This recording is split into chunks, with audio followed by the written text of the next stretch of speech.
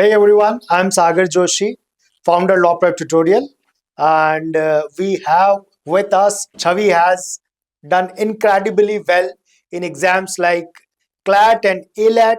So first of all, many congratulations, Chavi. Thank you, sir. So Chavi, how are you feeling after doing well, exceptionally well in exams like CLAT and ALAT? I'm feeling very good, and all my hard work and all my teachers' hard work has finally paid off. And I have been manifesting this result throughout the year. Great. So your manifesting proved right? Yes. Great, wonderful. So, Chavi, you were in foundation batch and you've been preparing for so long, right, for this exam. So, how did you keep yourself motivated for this exam? Okay, for motivation wala part, the teachers, my mentors, and my parents helped a lot. And whenever I was demotivated, I used to even call Anupma ma'am. She used to motivate me, and they pushed me to achieve things. Great. And how did you come to know about law? Matlab, why did you choose law as a career? I think this profession suits me more for my personality, or I was more attracted towards this career, and there are many lawyers in my family as well, so I was connected to them. Since you have lawyers in family, so you were aware of this career and you chose law as a career. Yes. Great, wonderful. And I mean, what was your preference? You wanted to join Bangalore or Delhi or any other law college? NLS Bangalore. NLS Bangalore was your first choice. Yes. Great, wonderful.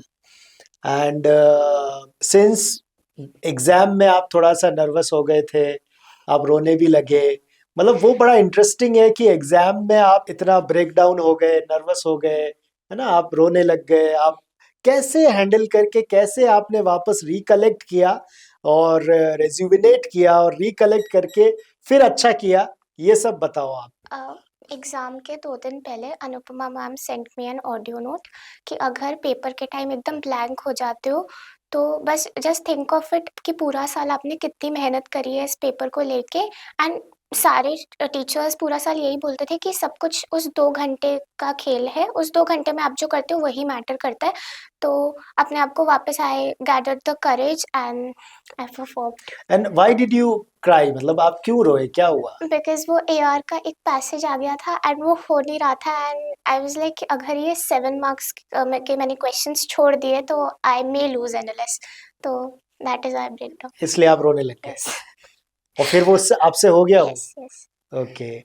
सो देखो कितना सीखने को आप सबके लिए है कि उनका नर्वस ब्रेकडाउन भी हुआ, वो रोने भी लगे, लेकिन उन्होंने रेजुविनेट किया, रिकलेक्ट किया खुद को और फिर से उसको सॉल्व किया और करेक्ट किया और इवेंचुअली आज यहाँ पे बैठे हैं। So very well done. And what is your like aim in life? मतलब of course you want to join NLS या law and you want to pursue 5-year law program, but eventually what would you like to become? A lawyer, judge? What would you like to Okay, become? I have many plans. After BLLB, I'll be pursuing LLM, and I want to be an international lawyer. And then maybe after in life, I want to be judge of Supreme Court. Okay, so you want to be judge, right? So for judge, either you have to crack any exam, right? Judiciary exam of separate states, right? Or you have to get into the litigation. Once you get into the litigation, so वहां से भी elevate होते हैं and high court जज या supreme court जजेस बनते हैं। तो प्रैक्टिस करोगे या जुडिशरी का एग्जाम फाइट करोगे? Not for exam.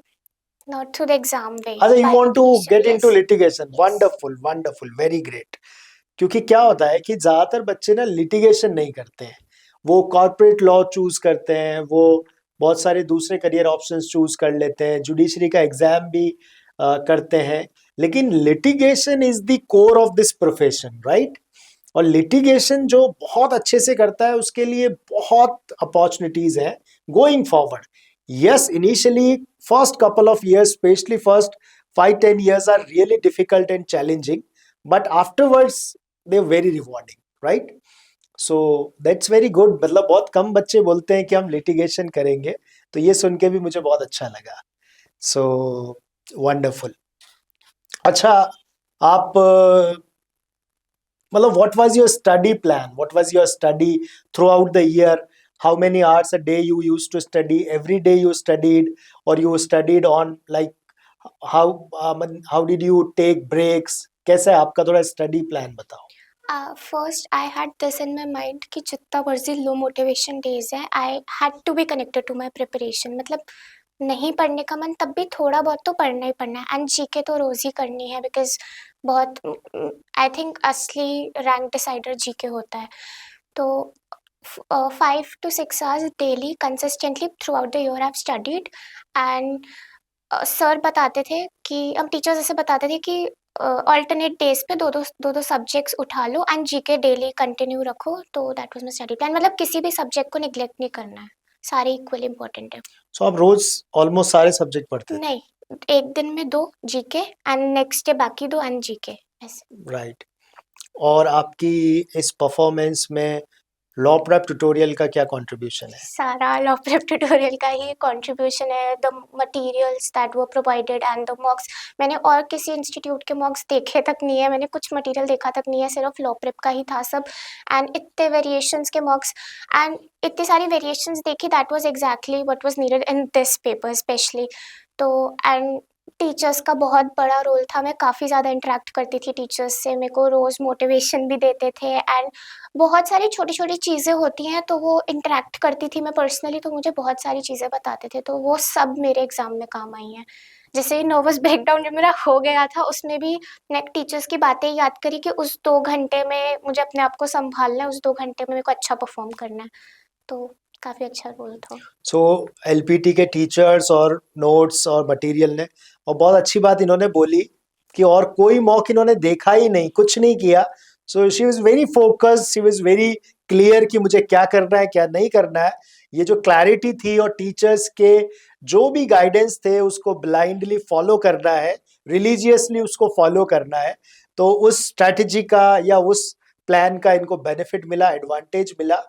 और ये सब जो अपकमिंग स्टूडेंट्स है उनके लिए ये सीखने वाली चीज है.